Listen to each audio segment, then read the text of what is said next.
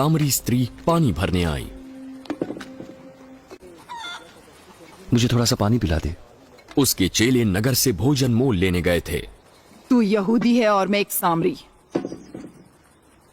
तो फिर क्यों मुझसे पानी मांगता है? यहूदी सामरियों के प्याले और प्यालियों से नहीं खाते पीते थे। अगर तू परमेश्वर के वरदान को जानती और उसे जो तुझसे पानी मांग रहा है तो तू उससे मांगती और वो तुझे जीवन का जल देता। हे प्रभु, तेरे पास पानी निकालने को कुछ भी नहीं और कुआं गहरा है, फिर वो जीवन का जल कहाँ से लाएगा? हमारे पिता याकूब ने हमें ये कुआं दिया और आप ही अपनी संतान और अपने पशुओं समेत इसमें से पिया। तो क्या तू हमारे पिता याकूब से बड़ा हो गया? जो कोई ये जल पिएगा वो फिर प्यासा होगा, परंतु जो कोई उस जल से पिएगा जो मैं उसे दूंगा वो फिर अनंत काल तक प्यासा ना होगा। जो जल मैं उसे दूंगा वो उसमें एक सोता बन जाएगा जो अनंत जीवन के लिए उमड़ता रहेगा और उन्हें अनंत जीवन देता रहेगा। हे प्रभु, वो जल मुझे दे ताकि मैं कभी प्यासी न हूँ और न जल भरने को इतनी दूर तक आऊं।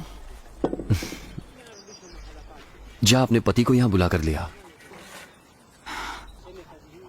मैं बिना पति की हूँ। तू ठीक कहती है, मैं बिना पति के हूं, क्योंकि तू 5 कर चुकी है और जिसके पास तू अब है वो भी तेरा पति नहीं। तूने मुझसे सच सच कहा। मुझे लगता है कि तू भविष्यद्वक्ता है। हमारे बाप दादाओं ने इसी पहाड़ पर आराधना की और तुम कहते हो कि वो जगह जहां आराधना करनी चाहिए यरूशलेम है। मेरी बात का विश्वास करना रे कि वो समय आता है कि तुम न तो इस पहाड़ पर पिता की आराधना करोगे न यरूशलेम में। तुम जिसे नहीं जानते उसकी आराधना करते हो और हम जिसे जानते हैं उसकी आराधना करते हैं, क्योंकि उद्धार यहूदियों में से ही है। परंतु वो समय आता है, बल्कि आ गया है, जब परमेश्वर की आत्मा के सामर्थ्य से लोग पिता की आराधना करेंगे जैसी सच्ची आराधना वो चाहता है। परमेश्वर आत्मा है और भक्त उसकी आत्मा के सामर्थ्य से उसकी आराधना सच्चाई से कर सकेंगे। मैं जानती हूं कि मसीह आने वाला है और जब वो आएगा तो हमें सब बातें बता देगा। मैं जो तुझसे बोल रहा हूं वही हूं। इतने में उसके चेले आ गए और अचंबा करने लगे कि वो स्त्री से बातें कर रहा है। तो भी किसी ने स्त्री से नहीं पूछा तुझे क्या चाहिए या मसीह से किस लिए उससे बातें कर रहा है। तब स्त्री अपना घड़ा छोड़कर नगर में चली गई।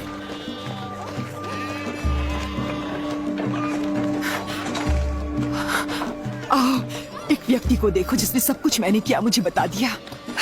कहीं यही तो मसीह नहीं है? तो वे नगर से निकलकर उसके पास आने लगे। इस बीच उसके चेलों ने यीशु से ये विनती की, हे रब्बी, कुछ खा लो। पर उसने उनसे कहा, मेरे पास खाने के लिए ऐसा भोजन है जिसे तुम नहीं जानते। तब चेलों ने आपस में ये प्रश्न किया, क्या कोई उसके लिए कुछ खाने को लाया है? मेरा भोजन यह है कि अपने भेजने वाले की इच्छा के अनुसार चलूं और उसका काम पूरा करूं। क्या तुम नहीं कहते कि कटनी होने में अभी 4 महीने पड़े हैं? देखो, मैं तुमसे कहता हूं, अपनी आंखें उठाकर खेतों पर दृष्टि डालो कि वे कटनी के लिए पक चुके हैं। काटने वाला मजदूरी पाता है और अनंत जीवन के लिए फल बटोरता है, ताकि बोने वाला और काटने वाला दोनों मिलकर आनंद करे। यहां वो कहावत ठीक बैठती है, बोने वाला और है और काटने वाला और।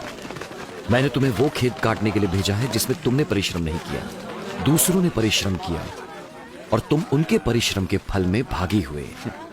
उस नगर के बहुत से सामरियों ने उस स्त्री के कहने से यीशु पर विश्वास किया, क्योंकि उसने ये गवाही दी थी, उसने सब कुछ जो मैंने किया है मुझे बता दिया।